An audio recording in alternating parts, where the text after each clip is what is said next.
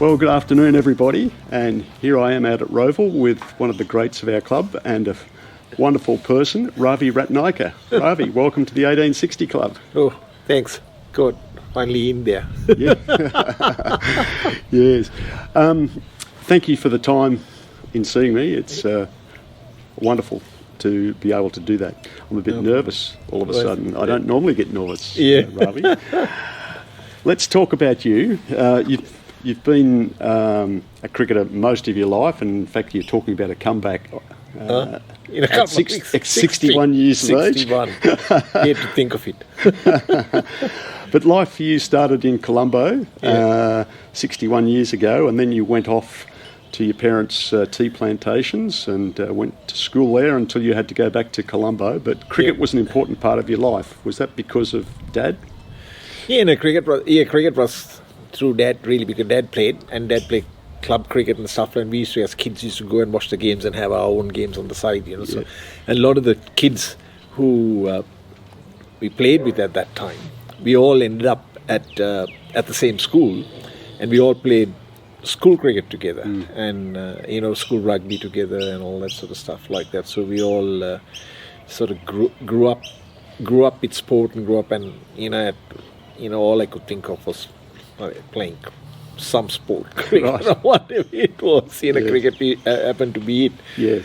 And then I happened to be in boarding school, which for quite a few years, particularly when I was probably from about 13 to about 15, 16. Mm-hmm.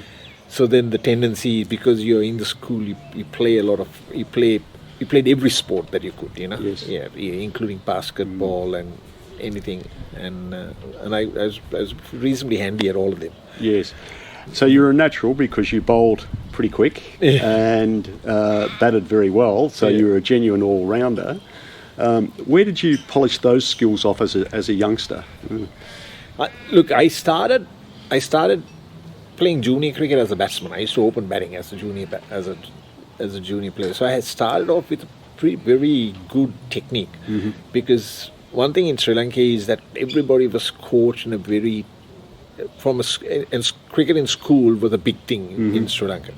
So all junior cricket in Sri Lanka was centered around schools. It was part of the curriculum, it was part of this, and there was inter-school matches. It was huge, and it had proper, very structured coaching system. So we were a lot of cricketers from Sri Lanka were groomed in that session, when we played very technically correct batsmen and that sort of stuff. So I started off as a batsman initially, but because as I grew up and started playing, getting close to the under-19s, and by about 15, when I was about 15, 16, I was close to 6 foot, almost 6 foot at that stage. And then everybody said, "Oh, you should be able to bowl fast," So and I started bowling as part of that sort of thing, and then I ended up bowling more than batting, because I could bowl generally quicker than most in that age group. And then, funnily enough, when I was playing under-19 school cricket, and I read in the papers, Australian under-19s are going to tour Sri Lanka. So I thought, oh, geez, I should try and make that, see if I can make that side. I was only probably 16 and a half or something at that stage. And then in the first, and I probably started training. I used to play rugby at school. So the rugby promoted me to get into, doing weights and doing few things. And I became a bit stronger and all that sort of stuff. And all I was interested in doing was bowling as fast as I could, right? And I was not overly worried about getting with. I think I was more interested in hitting players at that age, right? Because I bowled at a good peck at that time, for that age group. I think my first game I had 5, I had 7, I had a 9, I had another 7, and the next minute I was picked in the Sri Lanka under-19 squad. Right. And I actually played my first for Sri Lanka under-19s against Australia in 2 test matches. There were 3 tests, 2 unofficial test matches as they call them, the under-19s at that stage. And the Australian side had Dirk Wellham, Rod McCurdy, a guy called Peter Clifford, I can't remember, David Boone. Right. Yeah. Some handy players. Yep. So a lot of them played for Australia, and mind you, in the side that I played, there was Asantha Timal, myself, Gaidi Alvis, who played for Sri Lanka, Ranjan Madugalle, right? And there was another boy called Viranta Fernando who also played for Sri Lanka but didn't really play a lot. Mm-hmm. And Roger Vijayasuriya, a left-arm spinner who also played for Sri Lanka. Right. So that, so between those two sides, we probably had about 12, 15 players who eventually end up playing for their countries. Remarkable. Yeah. Remarkable. And you got selected shortly after that for the World Cup in 79. Yes, I got England? picked as a 18-year-old. I got picked into the national squad. There was a national squad that was going for the World Cup, and I got picked in that World Cup squad.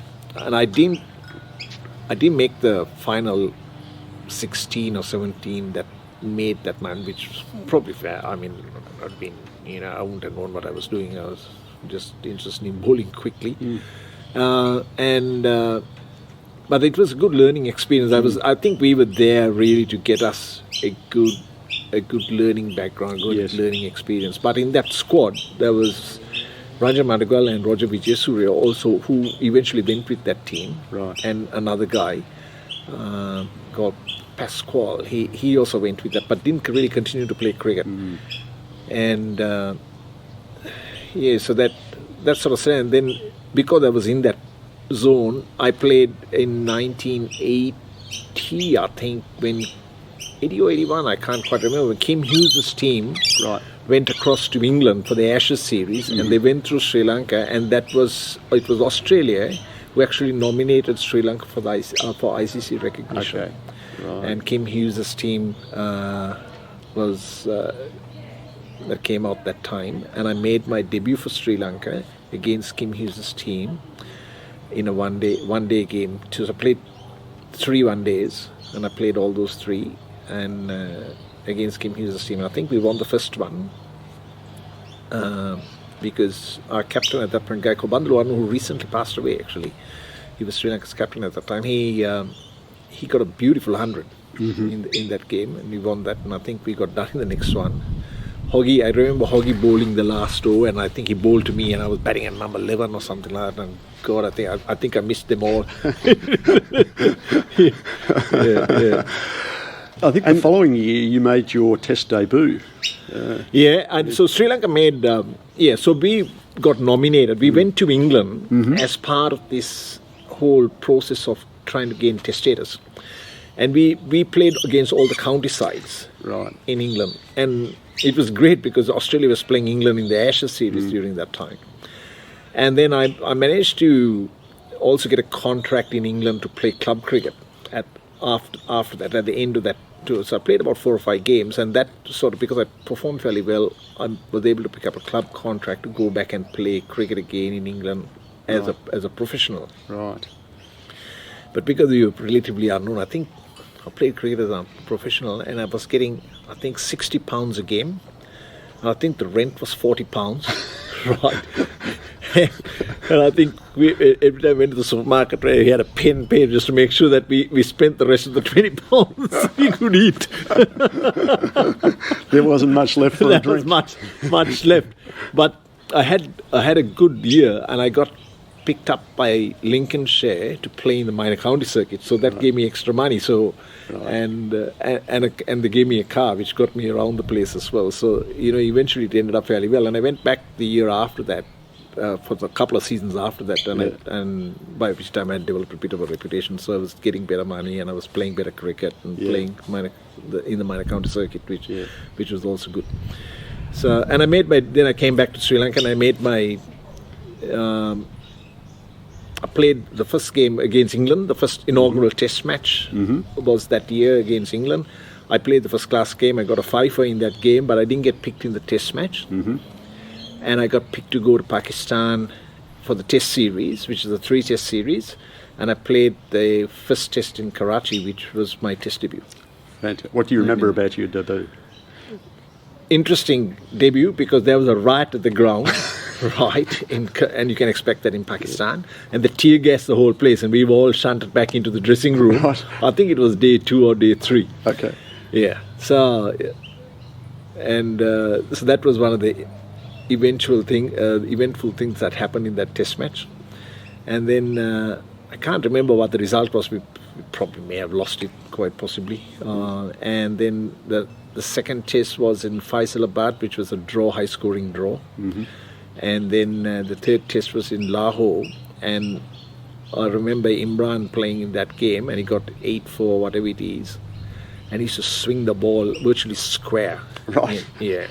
And reverse swing. That's when we got our introduction to reverse swing. Right. And we got killed, I think, in about 3 or 4 days. And I remember the wicket keeper, the guy called Mahesh Kundrage, and I was batting at the other end, and he said, is the ball moving? I said, yes, lots.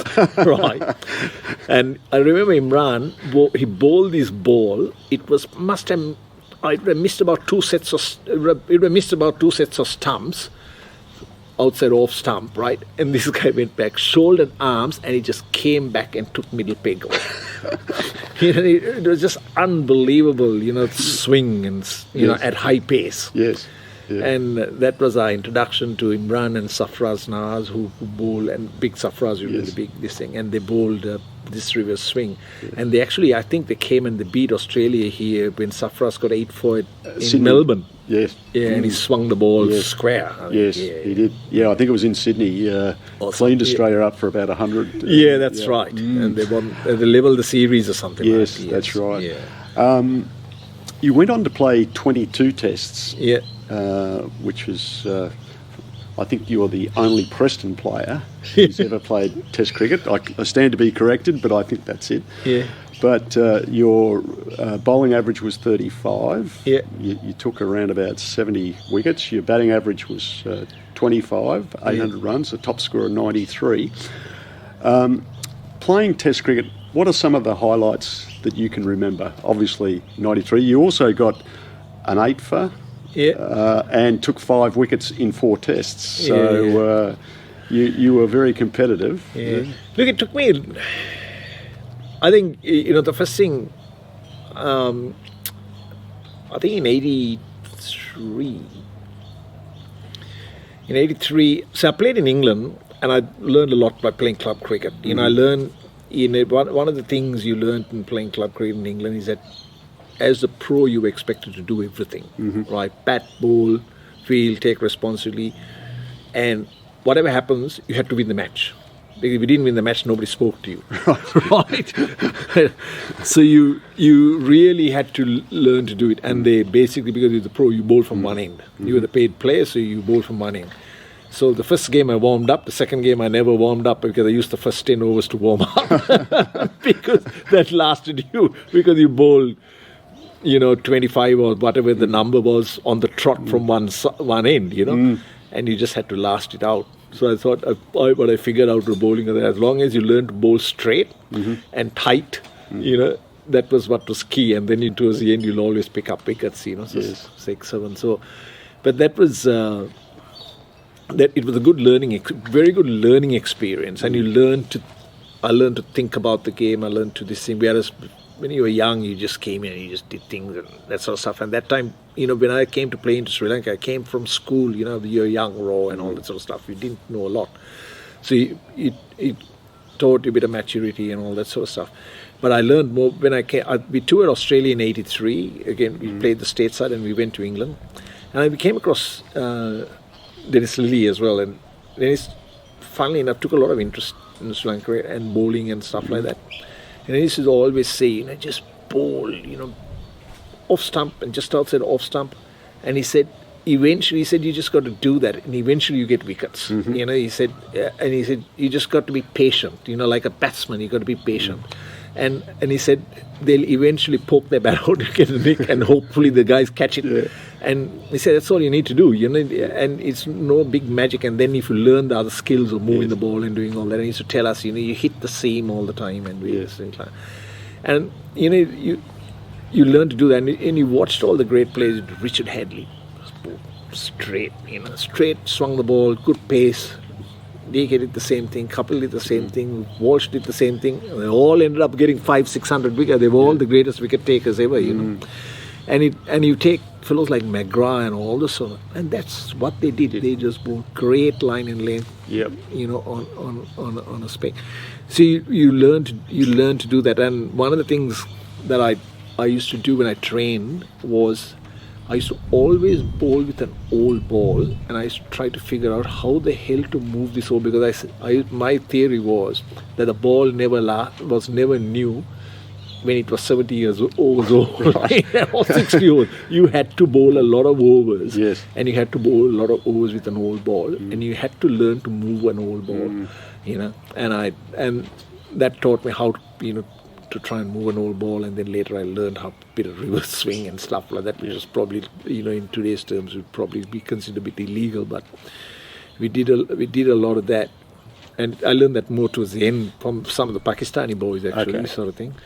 But you really learn to move the ball, and I didn't bowl express pace. I bowled reasonable, fastish medium sort of thing, and you had to do things with the ball. And the thing is, and even if you see players today, they're so fit and they're so good. You get used to hot pace, and hot pace, if it doesn't do a lot, it's just hot pace. Yes. When the ball is doing sideways things, it makes it that much more difficult as a bowler. So and you have to learn that, like to bowl, to do that now. Tell us about your 8-for. 8-for, we played. That was in Sialkot in Pakistan. It was reasonable temperature. I mean, up north it doesn't get very hot. 24, 25 is a nice day. You can get, and it was a reasonable wicket, and that particular day everything just sort of fell in place. I was bowling good pace. I was hitting the seams, and the ball was darting around a little bit. And I got on a roll, and I got and I was just getting the wicket, just nipping around, and that was what I remember from the game. Zahir Abbas, a guy called Zahir Abbas. He was number 3, unbelievable. That right. I actually put an end to his career that after that game. He never played again. And when I saw the first time he came and I bowled to him, and I must have been bowling, I must have been good rhythms, I must have bowled. I saw him backing away a little bit, when he played, and then I bounced him the next one, and he sort of took his eye completely off, which was very unlike Zahir, because when the last time we played Zahir, when he was playing at Gloucestershire, and I remember he carved us for a 70, and we had 3 players on the cover boundary, and he was still piercing that, Yeah. And he was one of those absolute greats. And then all I could think of was just had the 3 wickets in my sight. All I wanted to do was just bowl it straight, and I clean bowled him. Right. He lasted about 3 or 4 balls. Yeah. And that was it. He retired soon after that. Gee. Yeah, I think he must have lost his nerve a little bit, because he used to wear specs and quite thick lenses and stuff like that, But he was an unbelievable player. And the Sri Lankan side developed some unbelievable players. Aravinda was a class player, so he would have been fairly young when you come in. No, he played with me because he made his debut that year. Actually, that year we played, that I got my head for. He made, that was his debut first tour against Pakistan. He got 200s on that series as a 18-year-old, I think 18 or 19-year-old. Wonderful player. We played cricket at the same club. Together, he was just fantastic. Yes. And he had an unbelievable eye, great technique, unbelievable eye, and he could hit the ball. His timing was impeccable. Yes. Yeah. Magnificent player. Yeah. And Ranatunga, who Arjuna played with me more, because when I played school cricket, Arjuna was also younger to me, but he was playing school cricket at that time. Played the inaugural test match and all that as a youngster. Very. It was a beautiful bat, left-hander, but was never great at being physically fit. And he just did enough to this thing. But he had a great eye, beautiful hands. He was so soft. His hands, he could glide the ball and stuff. He was a wonderful one-day player, because he could play. Aravind and him used to always say that the first 20 runs were always behind the wicket, and they could deflect the ball and play that. They will play through slips and all, even when there were slips there, because they could keep the ball along the ground and stuff like that, and just tuck it around the corner. Soft hands, the ball never carried very far, but they could, and their sense of timing was just unbelievable when they hit the ball. So he was a good player, very underrated, and didn't perform nearly as well as he could have, and same with, I would say the same with Aravinda. When you look at his record, it doesn't reflect the talent that he's got. Yes. But Aravinda was one of those type of players who couldn't give a crap about his record. He was just interested in He just played. And entertained and had a ball. Yeah.